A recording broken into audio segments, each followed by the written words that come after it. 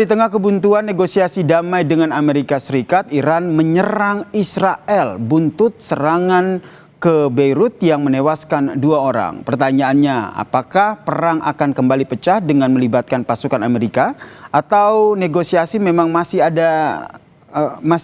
bisa dilakukan dalam perang ini? Kita bahas bersama dengan praktisi hubungan internasional Sinergis Policies, Mbak Dina Praptorharja, dan juga pakar intelijen dari CIDE, Mas Anton Ali Abbas. Selamat petang semuanya. Selamat petang, Mas Yasir. Saya ke Mas Anton dulu. Mas Anton, kalau kita lihat ini nampaknya perundingan semakin jauh ini kalau dari yang kita lihat. Karena apa? Karena ini Iran, serangan perdana Iran usai gencatan senjata. Apakah ini Anda melihat bisa diartikan Israel lagi-lagi berhasil mensabotase dalam tanda kutip negosiasi damai yang tengah digodok? Ya, Mas Yasir, ini memang fase berbahaya ketika kita bicara tentang negosiasi damai. Kenapa? Karena ada 3 hal. Satu, bahwa Israel kemudian memang secara konsisten ini menunjukkan resistensi terhadap proses perdamaian itu karena mereka memang punya agenda sendiri, gitu. Karena bagaimanapun juga Benjamin Netanyahu ini juga sama seperti Trump, ini akan menghadapi yang namanya pemilu, mungkin akan digelar pada September-Oktober tahun ini. Di sisi lain kan publiknya memang menghendaki dan mendukung, sama kayak tadi ditanya dengan Iran, mendukung perang terhadap Iran. Ini kan menjadi menarik ya. Jadi kalau Iran mendukung perang terhadap Israel, sebaliknya gitu. Itu satu. Kedua, Iran mau tidak mau memang kemudian ingin membela Hezbollah dalam hal ini.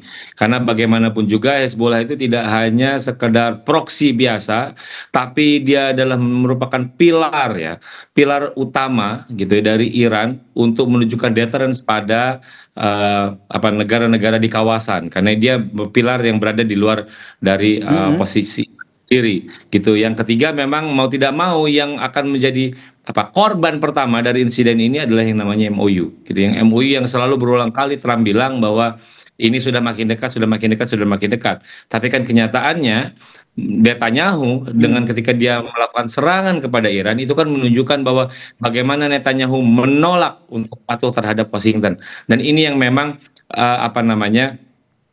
bagaimana potensi gitu ya, si hancurnya proses negosiasi ini kemudian sudah semakin diambang kehancuran yang kita akan menunggu apakah memang dalam 36 dan 72 jam ke depan misalnya Amerika Serikat akan ikut turun serta dalam perang ini atau tidak. Ini akan kita tunggu dan kita lihat. Itu dari sisi Israelnya. Kalau dari Mbak Dina sendiri membaca sikap Iran sendiri dalam serangan terbaru ini seperti apa? Iran sudah berkomunikasi dengan mitra-mitra Amerika Serikat sebelum melakukan serangan ini. Dia berkomunikasi dengan Qatar, kemudian juga dengan Turki, Prancis, bahkan Inggris.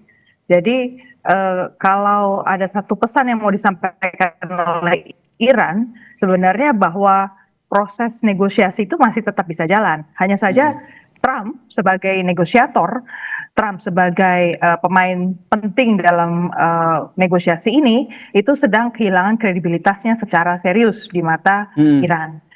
Dan bisa jadi sebenarnya kalau dilihat dari kejadian yang berkembang juga di dalam negeri Amerika Serikat, di mana 3 Juni kemarin itu lolos ya concurrent resolution di House of Representatives, dan di sana ada 4 orang dari perwakilan dari Partai Republikan yang pindah jalur menjadi mendukung posisi Partai Demokrat untuk membatasi peranan Trump dan peranan Amerika Serikat dan menarik pasukan dalam waktu kurang dari 60 hari. Sebenarnya dalam negeri Amerika Serikat sendiri sedang berlangsung satu proses. Sejak itu lolos di 3 Juni, ada 15 hari ke depan, 15 hari kalender ya, berarti tinggal tambah aja 3 tambah 15, ditambah kemudian 3 hari dia harus tabling lagi di Senat. Jadi Senat pun punya tanggung jawab untuk melakukan pemeriksaan dan menginisiasi joint resolution.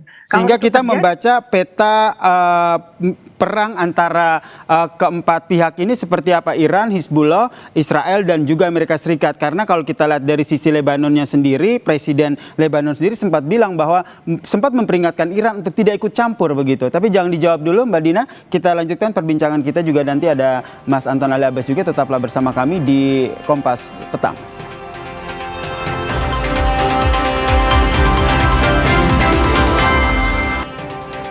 Masih bersama saya Mbak Dina dan juga Mas Anton Ali Abbas. Pertanyaan gantung saya ke Mbak Dina tadi, sebenarnya kalau kita lihat nih masing-masing pihak ini punya agenda masing-masing ya, Israel, Amerika Serikat, Iran maupun dari Hizbullah sendiri. Maupun kalau kita lihat di Lebanonnya itu sendiri, karena kalau kita terbaru itu kan sebenarnya Presiden Lebanon sendiri sudah memperingatkan kepada Iran untuk tidak ikut terlibat dalam perang yang terjadi. Anda membacanya seperti apa ini Mbak Dina? Lebanon tidak punya pilihan bebas ya. Lebanon itu dalam posisi berusaha mencari perlindungan dari Amerika Serikat dan masih percaya bahwa dia akan mendapatkan bantuan keuangan untuk berhadapan dengan Israel. Tapi sebenarnya menurut saya itu bukan satu solusi pada titik ini. Intinya bahwa di dalam negeri Amerika Serikat, Presiden Donald Trump itu sedang kehilangan kredibilitas. Dua swing state yang sangat penting buat Trump dan punya sejarah pahit untuk Trump, dia pernah kalah juga di swing state itu di masa Biden ya, diambil ke Demokrat, Pennsylvania dan Michigan, itu sekarang udah beralih dan beralih mendukung Demokrat. Artinya ada prospek nih bulan November besok Partai Republikan bisa kehilangan suara dan itulah yang menurut saya membuat Trump sekarang harus berpikir keras kalau dia masih mau tetap maju dengan strateginya, dia harus mengubah posisinya lebih multilateral. Kalau dia tetap unilateral seperti sekarang, dia sebenarnya udah kehilangan kredibilitas. Sehingga kalau kita lihat, Mas Anton, Anda membacanya dengan pertimbangan masing-masing pihak ini, mungkinkah akan terjadi perang terbuka dalam waktu dekat?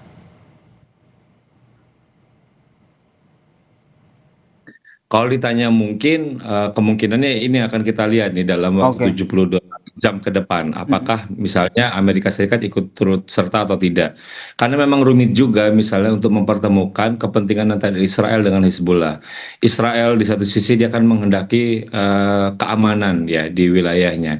Sementara di sisi lain Iran dan Hizbullah itu kalau misalnya kita bicara tentang bagaimana negosiasi damai ini kan itu menghendaki misalnya tuntutannya pelucutan senjata pada Hizbullah. Sementara kan posisi Iran kan itu menolak untuk itu gitu. Jadi ini akan menjadi rumit. Belum lagi misalnya Hizbullah juga anti terhadap Israel. Jadi titik temunya ini memang berat gitu. Jadi kalau ditanya peluangnya ya peluangnya memang besar. Tapi tentu saja kita tidak pernah mau berdoa agar ini terjadi perang gitu. Jadi kalau misalnya itu satu. Kedua memang rumit juga misal kita bicara tentang Lebanon. Bagaimana misalnya Presiden Lebanon Yosef Aoun gitu ya. Di satu sisi pemerintah memang itu sudah melarang aktivitas militer yang namanya Hizbullah sejak Maret lalu. Tapi mereka tidak punya kapasitas ya, kapasitas untuk memaksa Hizbullah untuk tunduk. Artinya apa? Artinya mau tidak mau sekalipun misalnya mereka punya kesepakatan ya antara pemerintah Lebanon dengan pemerintah Israel, perang kan tetap terjadi. Kenapa? Karena yang namanya faktor Hizbullah itu terlepas dari kepentingan pemerintah. Mungkin ada mungkin juga walaupun ada analisis juga